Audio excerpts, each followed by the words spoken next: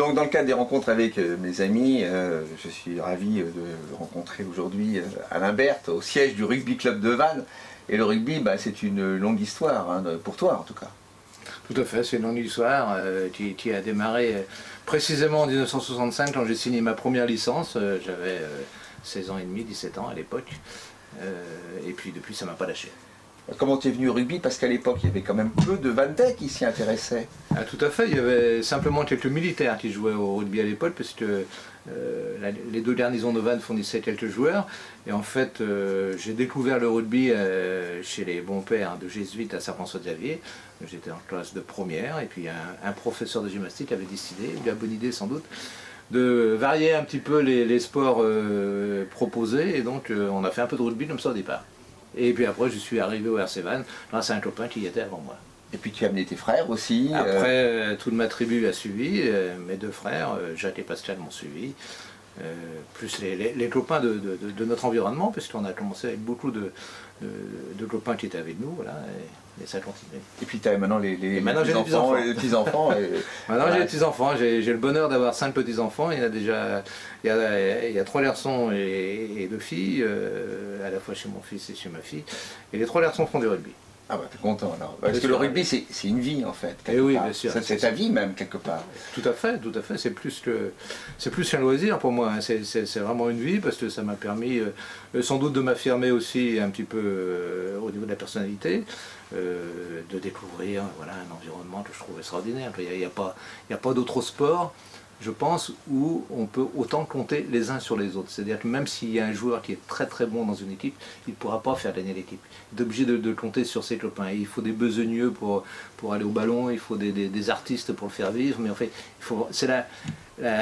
comme disait Jean Giraudoux, c'est la plus belle proportion entre les hommes. C'est vrai, parce qu'il y a des grands, des petits, oui. Il y a des rapides. Ouais. Moi, on n'a pas forcément joué dans la même équipe parce qu'il y a une différence d'âge entre nous deux. Hein, un petit peu. Merci. Mais bon, je me rappelle quand même de ton numéro 15 que tu as porté pendant de nombreuses années. Tout à fait. Bah, écoute, c'est simple, j'ai vécu et j'ai joué pendant 20 ans avec ce numéro 15 pratiquement dans le dos. Quelquefois le 10 et le 12, mais à 90% j'étais numéro 15. Alors souvent on me dit pourquoi tu as joué si longtemps numéro 15 ? Et je réponds toujours en rigolant, c'est le meilleur endroit pour voir le match sans payer. Oui, explique aux gens qui ne connaissent pas. Le 15 c'est l'arrière. C'est l'arrière, celui qui est derrière, qui regarde un petit peu, ouais, voilà, qui protège. Qui est alors à la fois le dernier rempart, comme on dit, mais c'est souvent aussi le dernier attaquant. C'est-à-dire que celui qui reçoit la balle en dernier pour pouvoir éventuellement aller explorer. Et en plus j'étais buteur, donc forcément j'ai cette responsabilité-là. Et pendant combien d'années tu étais dans l'équipe de Vannes? 20 ans. 20 ans. Ah ouais. De 18 ans à 38 ans. J'ai arrêté à 38 ans. Oui. En Fédéral 3, hein, donc c'est un niveau quand même, c'est un niveau national, même si c'est pas le niveau actuel forcément. Hein. Mais bon, c'était un niveau relativement intéressant et relativement contraignant aussi, puisque ça nécessitait beaucoup de déplacements dans la région parisienne essentiellement, ou dans le sud-ouest bordelais, on va dire. Mais c'était totalement amateur. Ah, totalement amateur. Totalement. J'ai jamais touché un copec avec le rugby. J'ai été étudiant à Rennes pendant 5 ans. On n'était même pas payé du déplacement quand on venait s'entraîner. C'est pour vous dire que c'était vraiment de l'amour de ce sport. Et puis des copains, de l'ambiance, et puis d'un sport qui est formidable, l'entraide. Mais oui, bien sûr. Et alors tu as toujours porté les couleurs bleu et blanc alors? Oui, j'étais fidèle à mon club, bleu et blanc tout le temps. Et puis après tu es devenu encadrement? Après, ouais, je participais un petit peu à l'encadrement sportif, mais c'était pas tout à fait ma tasse de thé. J'étais dirigeant depuis longtemps, parce qu'en fait j'étais à la fois dirigeant et joueur. Parce que j'ai pris ma première licence de dirigeant, j'avais 24 ans. Ouais, j'avais 24 ans. Et donc j'ai toujours été un peu dans la mouvance des dirigeants. Et puis, qu'est-ce qui s'est passé? J'ai juré à tout le monde, notamment à ma femme et à mes enfants, que je ne serais jamais président. Bon, c'était raté. Promesse de Gaston. Promesse de Gaston. Je suis arrivé comme président tout simplement parce que mon prédécesseur, notre prédécesseur, avait quitté le navire en cours de saison. Alors j'ai dit bon voilà, écoutez, on va finir la saison et puis on verra. Et donc j'ai fini la saison et puis on a tout vu parce qu'après je suis resté président encore pendant 19 ans. Voilà. Et donc tu as participé à des montées progressives. Là, effectivement. Là j'allais dire, c'est mon meilleur souvenir aussi de dirigeant de rugby, c'est que quand j'ai pris la présidence, on était en Fédéral 3. Après, on est monté en Fédéral 2, c'est-à-dire l'étage au-dessus. On est resté 10 ans en Fédéral 2, on est monté en Fédéral 1, c'est-à-dire l'étage encore au-dessus. Oui. On est resté 10 ans en Fédéral 1, et là, on arrive en Pro D2. Alors, tout le monde dit, c'est le top 14 dans 10 ans. Ah ouais. Tous les 10 ans, ça marche comme ça. Mais j'ai beaucoup de chance parce que j'ai toujours été un président de montée, j'ai jamais été un président de descente. Ah oui. C'est merveilleux quand même. Et puis tu avais aussi des responsabilités au niveau national de la fédération. Exact. Avec des grands moments, notamment la venue du congrès de la Fédération française de rugby à Vannes. En 2008, effectivement. J'ai eu la chance d'être élu, enfin d'être sollicité pour représenter les clubs amateurs en France, donc auprès du comité directeur de la Fédération française de rugby. J'étais dans ce poste pendant 7 ou 8 années, ce qui m'a permis de côtoyer tous les grands du rugby, on va dire, hein, les Blancos en tête. Et donc,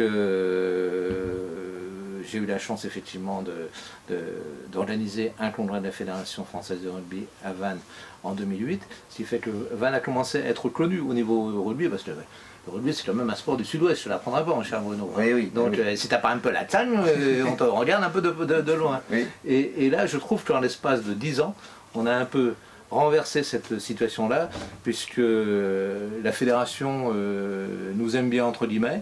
Même World Rugby, qui est la fédération internationale de rugby, nous a donné des matchs qui ont lieu à la Rabine, parce qu'on a un stade extraordinaire. On a eu des très beaux matchs, des matchs internationaux, avec les Américains, les Fidjiens. Ouais, tout à fait. Et on a eu les jeunes, on a eu la Coupe du Monde des moins de 20 ans. La Coupe du Monde, c'était un grand moment, la finale notamment. La finale, oui. Et alors aujourd'hui, maintenant on est en Pro D2. Ouais. Comment tu vois les choses? Parce que tu as un peu de recul par rapport à tout ça. Est-ce que c'est une situation qui a changé quand même? On est passé dans un univers professionnel maintenant. Tout à fait, ça a complètement changé. Et là, c'est pas ma tasse de thé, clairement. Le niveau professionnel, il y a trop d'argent, il y a trop de... Enfin bref, c'est pas du tout ma tasse de thé. J'ai pas été fait comme ça. Mais par contre, j'ai toujours beaucoup de plaisir à y être. Je suis dans l'association. Et le système professionnel a besoin d'associations, oui. ne serait-ce que parce que derrière il y a tous les jeunes. Donc je suis là, on est mercredi, je suis là tous les mercredis après-midi, oui. Parce que je supervise entre guillemets les écoles de rugby. Je donne un on a combien de jeunes, d'enfants? On a 400 gamins. 400 gamins entre guillemets pour les gamins. 400, voilà. Et l'équipe féminine aussi qui démarre depuis 2 ans, on est à la 2e saison, il y a du rugby féminin effectivement, avec oui. 2 catégories, les adultes et les jeunes, et ça intéresse les filles.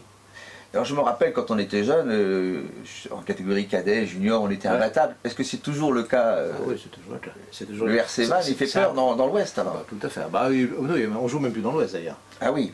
On en est rendu au point, à l'école de rugby, on envoie, par sympathie et par solidarité avec le comité de Bretagne, on envoie des équipes jouer, rencontrer nos voisins des 4 départements de Breton, mais on envoie jamais les meilleures équipes. Les meilleures équipes, on les a inscrits en championnat de France. Pour donner un simple exemple, les moins de 14 ans, c'est pas des grands garçons encore. Oui. On en a 60 déjà. Oui. Dans 60, ça fait 4 équipes. 4 équipes de 15. Alors on en a même un peu plus de 60.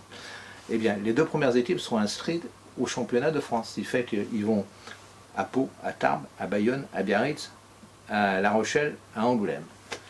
Donc c'est d'ailleurs une grosse difficulté pour nous, parce que pour aller à Pau en bus, il faut 10 heures. Hein. Ah oui. Donc 10 heures de bus, il faut un budget. Il faut un budget, effectivement, il faut des sous. Il faut entraîner les gamins 3 ou 4 fois par semaine maintenant. Oui. Il faut les déplacer. Il faut les ramener, il faut qu'ils soient à l'école le lundi matin à 8 h quand même. Hein. Oui. Donc il faut faire accepter ça aussi par les parents. Oui. Donc on est très attentif au suivi scolaire entre guillemets des enfants de toutes les catégories. Et à partir des années lycée, on a créé ce qu'on appelle un centre de préformation.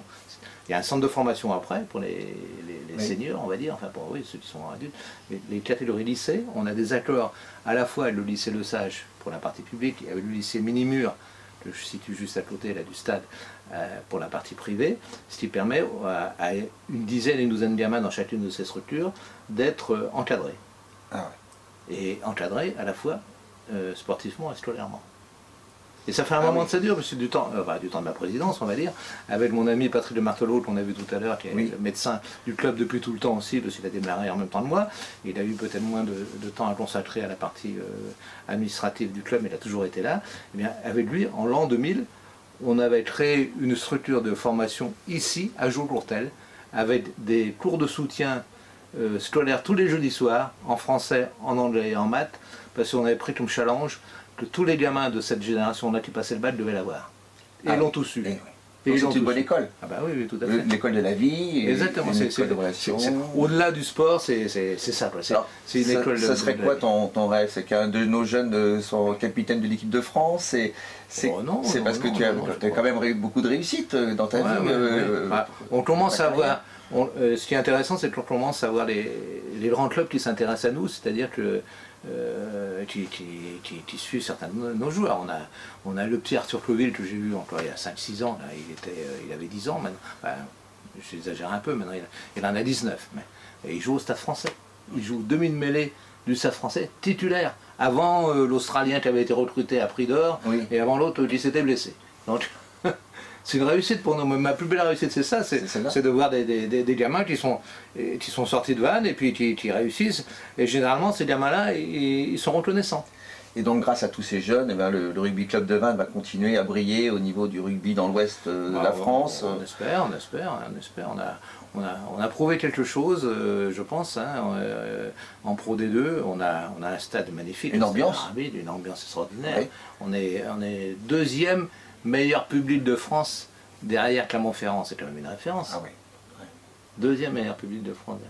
Ici c'est la Ravine. Ici c'est la Ravine, voilà. Mais c'est un grand moment, mais derrière ça pousse, c'est ça qui est intéressant, c'est pas simplement oui, tout à fait. On essaie. Une équipe senior, c'est aussi une base solide.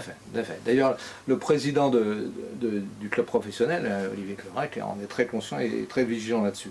Ne serait-ce que à chaque fois qu'il y a un match à la Ravine, il y a 180 bénévoles de l'association qui œuvrent pour la réussite du match. Ah oui, on ne voit pas, c'est les travailleurs de l'ombre, ils sont partout, mais c'est énorme. Oui.